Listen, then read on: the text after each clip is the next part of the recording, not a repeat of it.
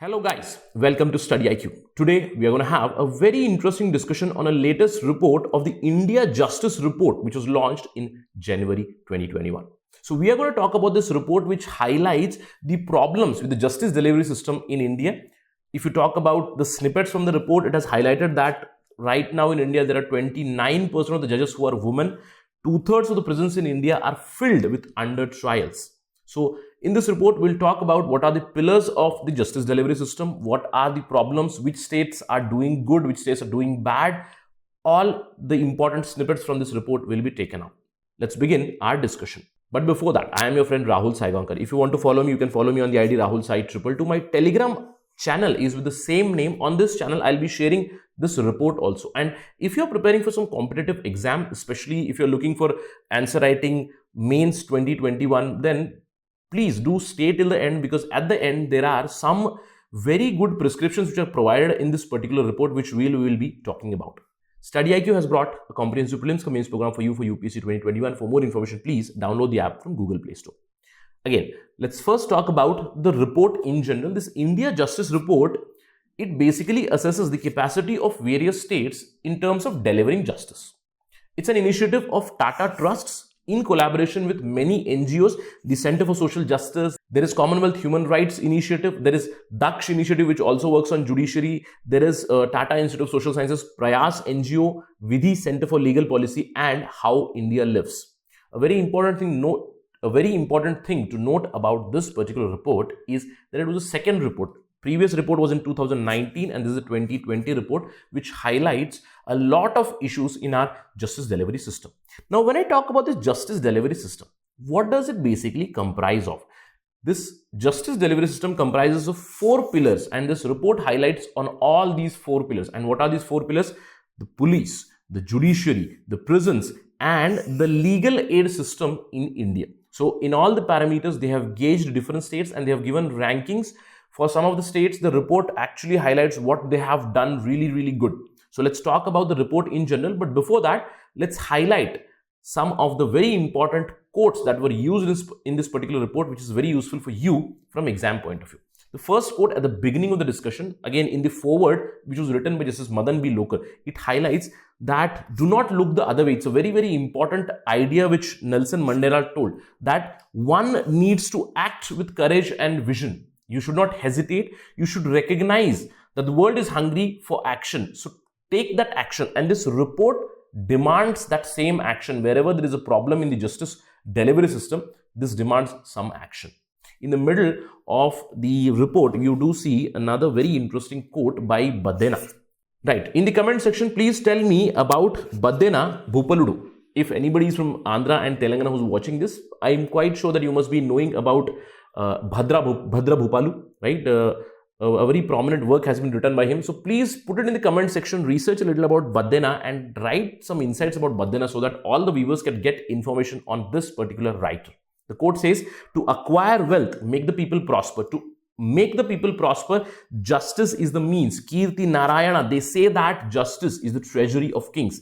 This is the beginning of the report where it highlights what is the importance of justice everywhere. See, the entire society is actually standing on a very important principle of justice. Everywhere, justice has to be felt. Only then the society will prevail. Only then the government will also, I would say, prevail, and government can survive eventually, right? So justice is a very important principle on which the entire human society is standing, and this report talks about justice itself. So let's begin our talk and talk about India and the world.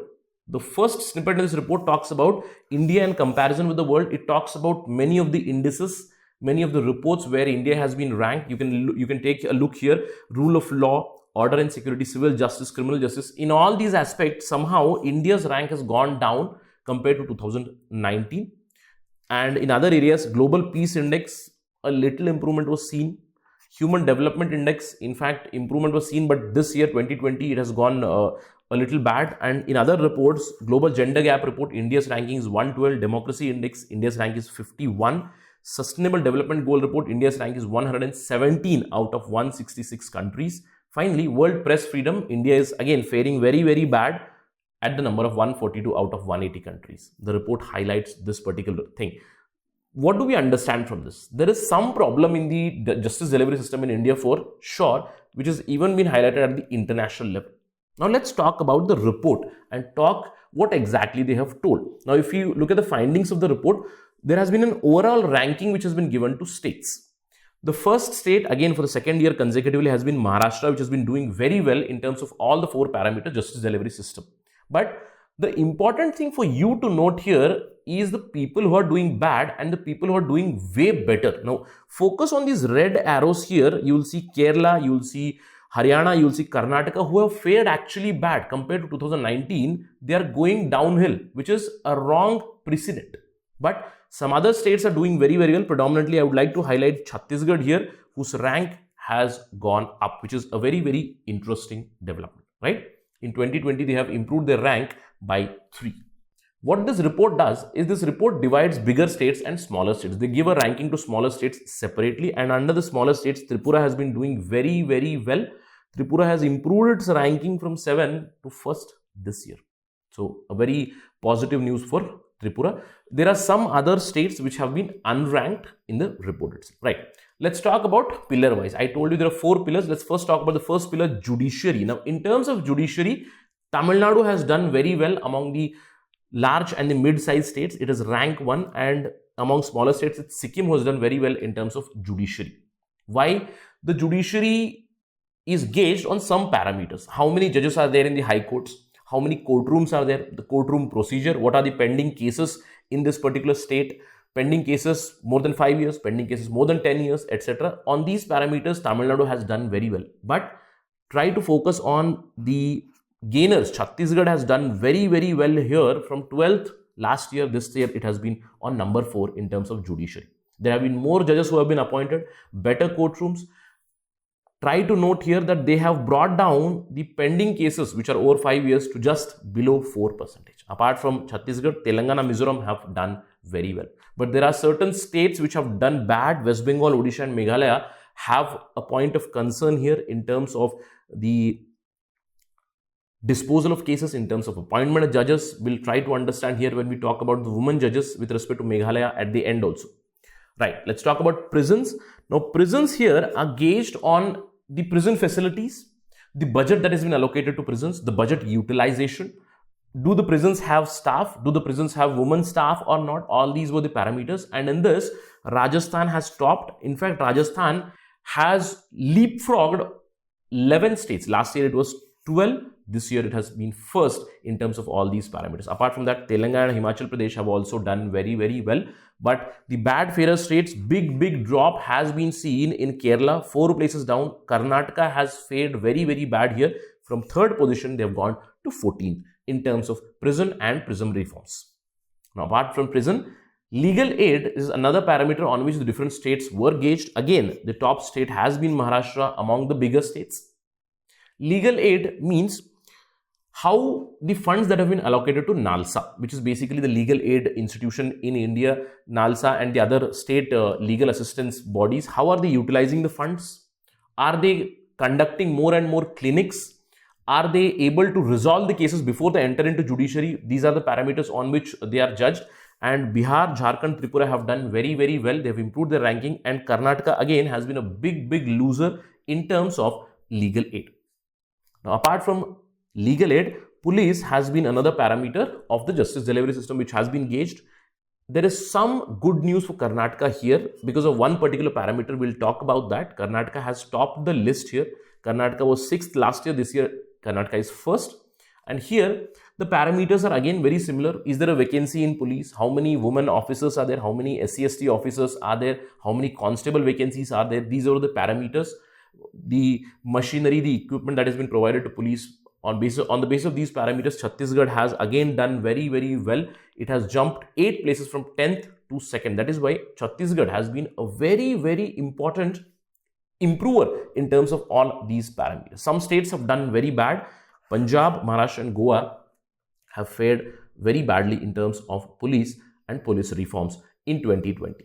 After these 4 parameters, let's talk about some general observation. Now, in terms of vacancies, it has been a good news for India. Compared to, I would say, last couple of years, 3 to 5 years, we have done very well.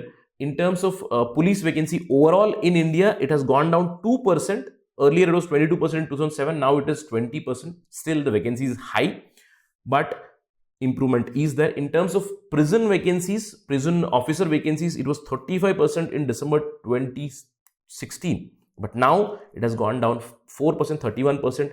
In judiciary, improvement has been there, very slight improvement. In terms of legal aid, again there has been an improvement, but what we need to see here is there has been a positive aspect where we are reducing the vacancies continuously.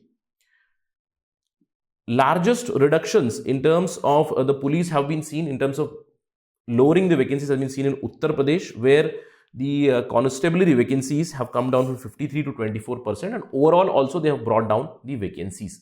In fact, in all the parameters, we have seen that the vacancies have gone down. That means appointment is being improved. Apart from that, a very important observation with respect to Karnataka is the diversity. Diversity means, is there equitable representation to all the categories in the officers quota? Basically, Karnataka has done a very good job that it is the only state where it has met the officers diversity quota, where appropriate numbers of SC, STs and OBCs have been found. And in terms of constables, Karnataka and Chhattisgarh are the only state. And this I am talking only in terms of police. That is why Karnataka has fared well in the police parameters, but not in the other parameters. Now, if we look at number of women, again, number of women in the police, in the prisons, in the judiciary has obviously gone up in the last couple of years. It was only 7% in 2017. We have gone to a double digit in police. In fact, the report highlights a very interesting insight. It suggests that there should be 33% of women police in the police forces. And they have given a particular estimate of how many years will it take. And some states, you do not believe that they will take approximately 400 years to reach a 33% women police force. Very strange development, but nonetheless, we are looking at some improvement. In December 2016, the women in prison or women officers in prison were 10%. Now they have gone up 13%. In judiciary, there is improvement. They were 26% in 2017-18. Now they are 29%. A very interesting development. Now, in general, when we talk about women, the highest percentage of women police officers or police force can be seen in Bihar. 25%, a quarter of the police force is women in Bihar, which is a very interesting development. No other state even faced better than 20%, except for, I'd say, some smaller states, right? In fact, when you look at judges, there is an improvement now. Women comprise about 29.5% of judges in India, although no state has gone beyond that 20% limit except for Sikkim, but overall 29% of judges are there in India who are women. There is something to be highlighted here. There are 5 states where there are no women in judiciary. There is Bihar, who are doing very good for inducting women police officers in their force, but they are not doing good in terms of inducting women judges in their high courts. Uttarakhand, Tripura, Meghalaya and Manipur, these are the states where there is no woman judge in the high courts. There is a scope of improvement in many of the states. And what this report highlights, now this report gives this particular data for what reason? That we need to bring changes. In the conclusion section, this report gives a lot of good insights on how exactly we can bring the changes. In general, the conclusion shows what are the prescriptions that we need. The first thing is that they suggest the entire justice delivery system that we have, it has to be put into essential service list, which is going to enhance its importance so that there would be more and more appointments here, vacancies would be reduced here. Apart from that, they also suggest taking a cost benefit analysis in terms of in terms of increasing the human resources. We'll understand that if we put in more and more budget here, if we put in more and more human resource in this justice delivery system, it is ultimately going to benefit us economically also. Whatever vacancies are there, the report suggests that vacancies have to be filled on a war footing, which is very important. Then they say budgetary allocations have to be in line. Higher budgetary allocation is needed to many of the pillars in this justice delivery system.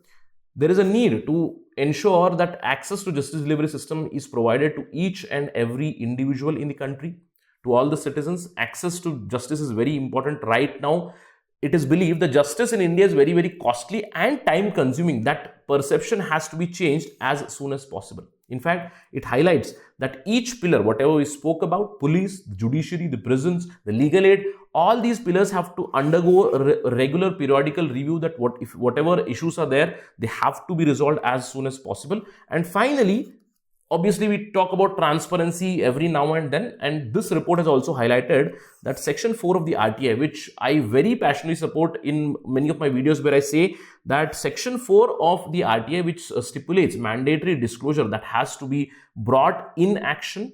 In fact, transparency should be one of the important grounds for the justice delivery system for it to become very, very effective. So, very important prescriptions have come.